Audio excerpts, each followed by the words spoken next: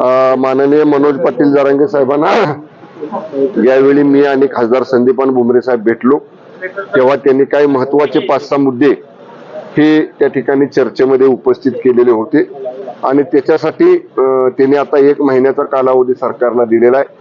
तदनंतर माननीय मुख्यमंत्री महोदय कार्यक्रमामध्ये व्यस्त होते आणि मीही शनिवार रविवारी दरवेळेप्रमाणे मतदारसंघात जात असल्यामुळे मी माझ्या गावी गेलो होतो.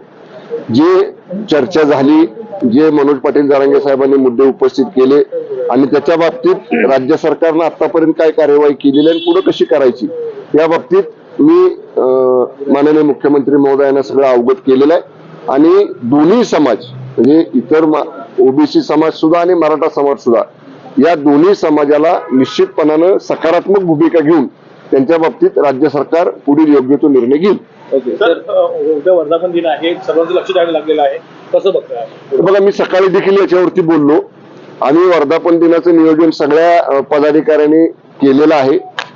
प्रत्येक तालुक्यामधनं, प्रत्येक जिल्ह्यामधनं जे पदाधिकारी आमचे जिल्हा प्रमुख, उपजिल्हा प्रमुख, तालुका प्रमुख, विभाग प्रमुख, उपविभाग प्रमुख आणि शिवसैनिक हे सगळेजणच मोठ्या संख्येनं उद्याच्या वर्धापन दिनाच्या कार्यक्रमाला येणार आहेत आणि वर्धापन दिनामध्ये माननीय मुख्य नेते आणि राज्याचे मुख्यमंत्री माननीय एकनाथजी शिंदे साहेब पक्ष अधिक मजबूत कसा करायचा, अधिक गाव बूथ स्तरावरती पक्षाचं संघटन अधिक प्रभावी कसं करायचं आणि निश्चितच 2 वर्षात माननीय शिंदे साहेबांच्या नेतृत्वाखाली राज्य सरकारमध्ये केलेलं काम या सगळ्याच गोष्टींचा विस्तृत आढावा उद्याच्या भाषणामध्ये कदाचित माननीय मुख्य नेते आणि मुख्यमंत्री एकनाथजी शिंदे साहेब घेतील.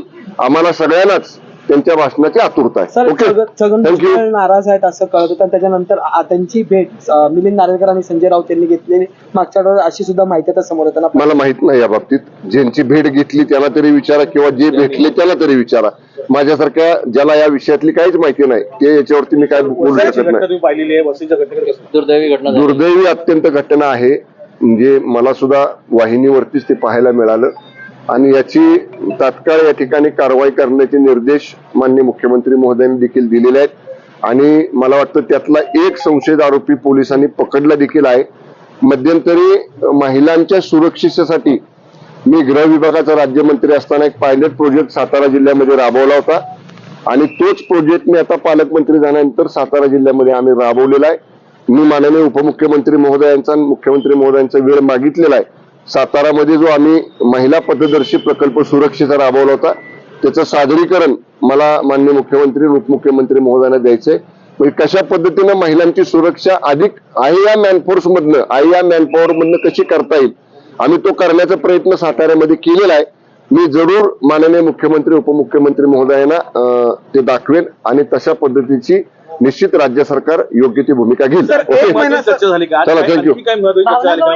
मी फक्त आपल्याला सांगितलं तसं मी जरांगे पाटील दादांना भेटून आल्यानंतर त्यांनी जे मुद्दे मांडले त्याच्यावरती मी जी काही माहिती विभागाकडनं घेतली, मराठा आरक्षण मंत्रिमंडळ उपसमितीचा मी एक सदस्य आहे, याच्यावरती माझा पूर्वीचा देखील अभ्यास आहे. पुन्हा मी जरांगे पाटील दादांकडनं आल्यानंतर दुसऱ्या दिवशी सुद्धा सगळ्या विभागांकडनं ती माहिती घेतलेली आहे. काही लोकांच्या अधिकाऱ्यांच्या बरोबर चर्चा सुद्धा केलेली आहे. या बाबतीत माननीय मुख्यमंत्र्यांना मी अपडेट केलेला आहे. मराठा आरक्षणाचा प्रश्न आहे तो मार्गी लागेल का? कारण एकाच महिन्याची मुदत जी आहे आपण सकारात्मक असलं पाहिजे. जेव्हा मी उत्तर दिलं, जेव्हा मी शब्द दिला तेव्हा मी त्याला 2 महिन्याचा वेळ मागितला होता, पण मान्य मनोज दादा म्हटले की 2 महिने शक्य होणार नाही. त्यांनी 1 महिन्याचा वेळ दिलेला आहे. 1 महिन्याच्या आत त्यांनी जे 5-6 महत्वाचे मुद्दे माझ्याकडे दिलेले आहेत चर्चेसाठी ते म्हणजे 1 महिन्याच्या मुदतीच्या आत पूर्ण ताकदीनं ते पूर्ण करण्याचा प्रयत्न राज्य सरकार करेल. एबीपी माझा, उघडा डोळे बघा नीट.